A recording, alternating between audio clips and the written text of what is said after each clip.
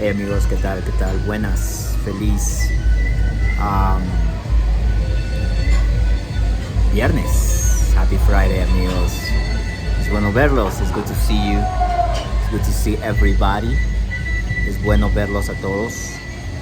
Y amigos, today I wanted to talk about the importance of confidence. Confidence when speaking Spanish, right? A lot of times we don't have the confidence to speak the language, amigos, because we are not being fully ourselves, right? I think that's the biggest factor, amigos. And let me ask you this: have you ever felt ashamed of pronouncing these new words in Spanish, right? I'm sure you have, because I've been there myself, right? Sometimes we find this new language that we're learning very foreign, right? And because of that, we don't feel as confident to use these words, even though we know them, right? We've seen them before, maybe we've memorized them, but when it comes time to speak them, that's when we hesitate and we hold back, right? I think it's because perhaps we are not feeling very confident with ourselves, right? We strive for perfection. You know, as human beings, we love to sound perfect, to be perfect, to do things perfectly so that we're not judged. The problem with this, amigos, is that sometimes because we have those high expectations, it's hard for us to just take action and use the words and speak the words, right, when we're learning Spanish, right? So if you felt this way, if you felt self-conscious and you haven't taken action yet, it's probably because there's a part of you that is a little shy, you know, it's a little shy, it's a little like I said, self-conscious and hesitant to start, you know. And do you know why this is? If we dive deeper into the reasons and the causes of why this happens, it's probably because we're not feeling very confident in our skills, you know. And this is okay, amigos, because, you know, we're not familiar with this language yet, right? And because we're not familiar with it, we find it foreign, we find it exotic in a way, right? And the unknown is scary, right? And so that's why we're not feeling very comfortable, you know, when we have to pronounce or say these words, right? I'm gonna share with you a personal story, right? I've struggled with this for a long time in the past. In the past, I wanted to be perfect. I wanted to sound perfect. Yeah, I was learning English, right? But I always wanted to sound perfect every time, right? And I'm not saying it's bad to have the drive to do it, but the problem comes when we get too attached to sounding so perfect and so different, right? Because when we're making these sounds, that's the goal, to sound as close to the, you know, to the sound as possible. The problem with this, amigos, is that in our attempt to do this, sometimes we forget that we're not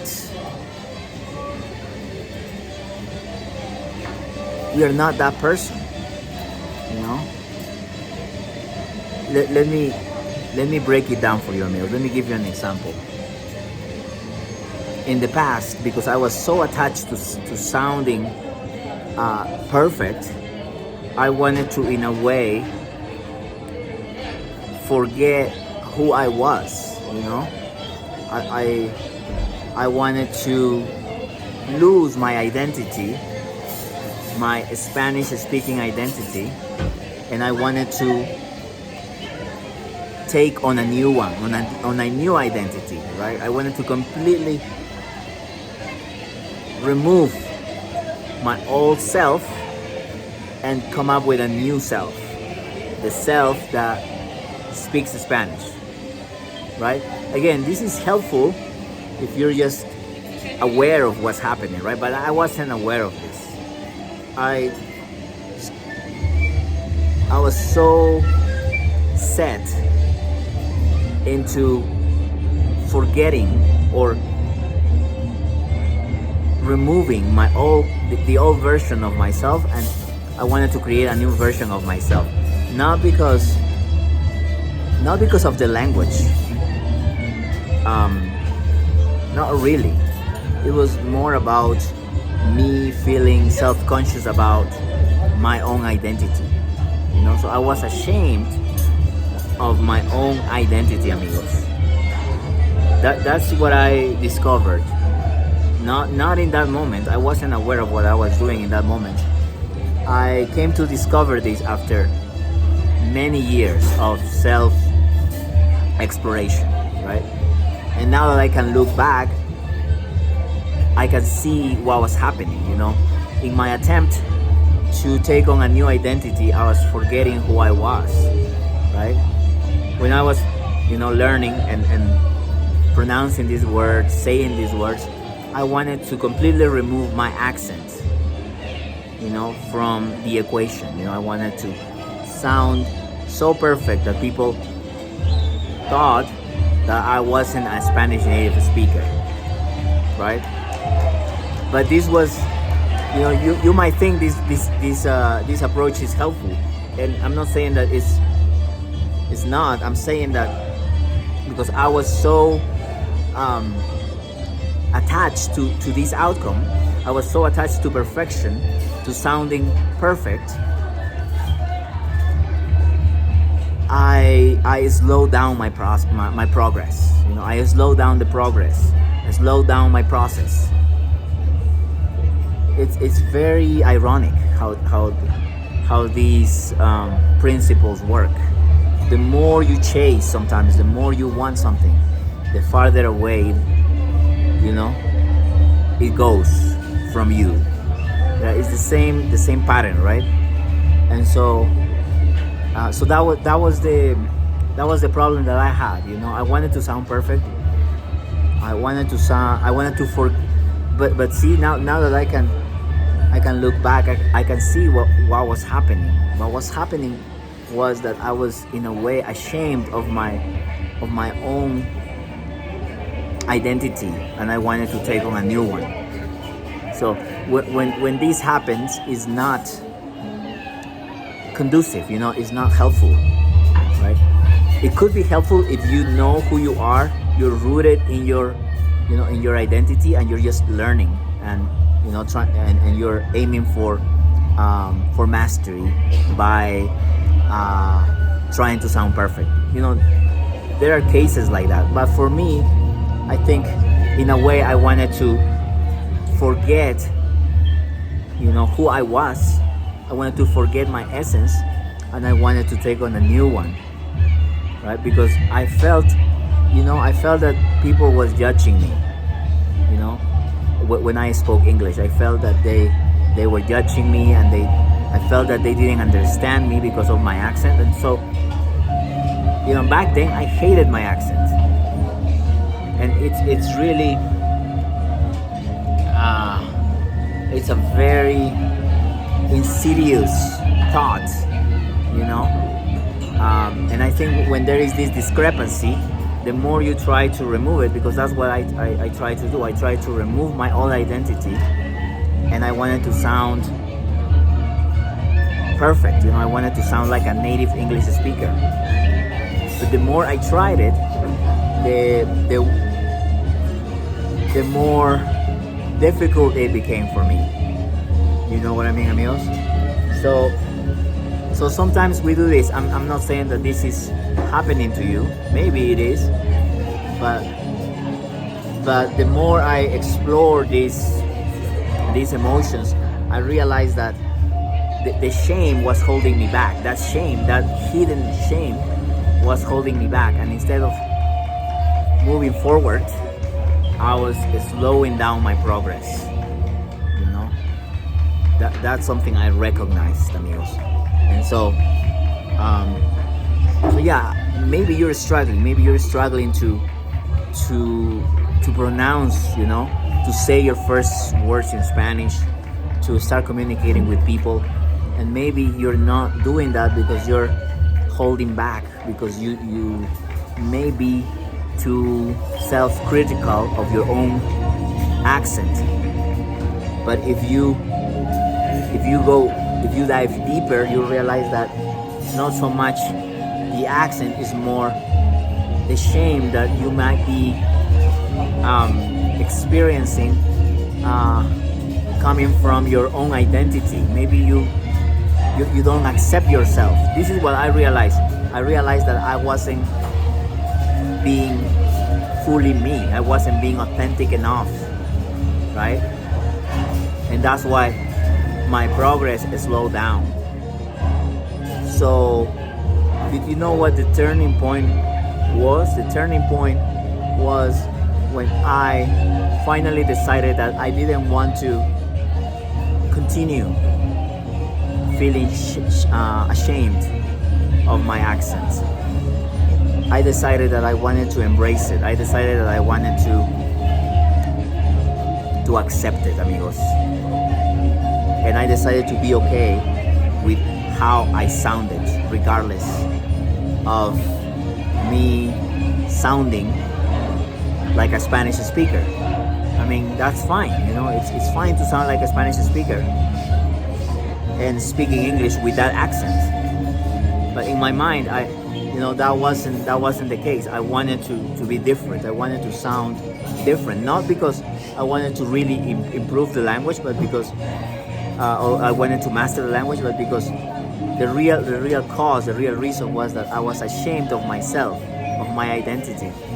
So the moment I decided to forget about these expectations, to sound perfect, is when things started to click for me. And it's very funny and very ironic, like I said, because the moment I decided to just be okay with how I sounded is when I started to make the most progress and to move forward way faster, amigos. So if you're experiencing a similar situation where you're maybe holding back because you may be second guessing yourself about how you sound, it may be that you're just not fully accepting of yourself.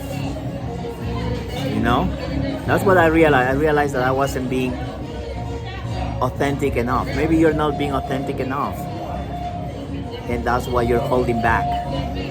But if you can change that, if you can accept yourself, like I did, I started accepting myself, and I decided to speak English with my Spanish accent, regardless of how I sounded.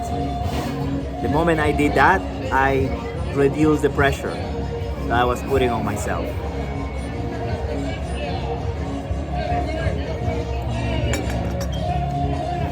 And paradoxically, I started to make faster progress. How crazy, right, amigos? So here's my invitation, amigos.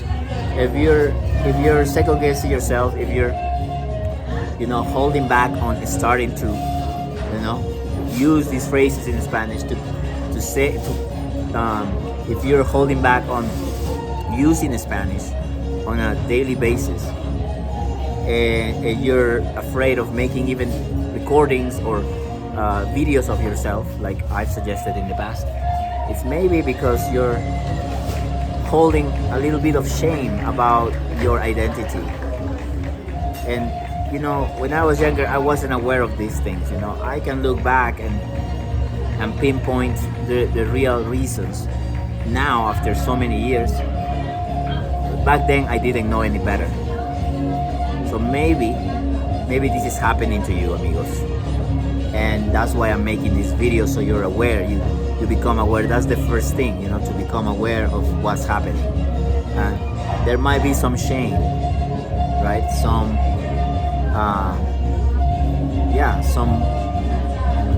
shame about your identity shame, I guess you could call it, right? And yeah, so I encourage you to accept the way you are and start speaking Spanish regardless of how you sound. The more you're liberated from this negativity, right? Because this was a negative energy that I was, what is that word? Manifesting, right? The faster you can get rid of it, the faster you're gonna start making progress. So I hope this video, this explanation helps you. Embrace yourself more and accept how you sound, how you look. Accept the way you are fully.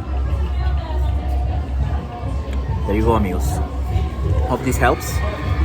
And if you're ready to start doing that, if you're ready to start creating more confidence in yourself, and again, I don't think I've said this is tied down to the confidence aspect, right? If we don't have confidence in ourselves, we're not gonna want to accept ourselves.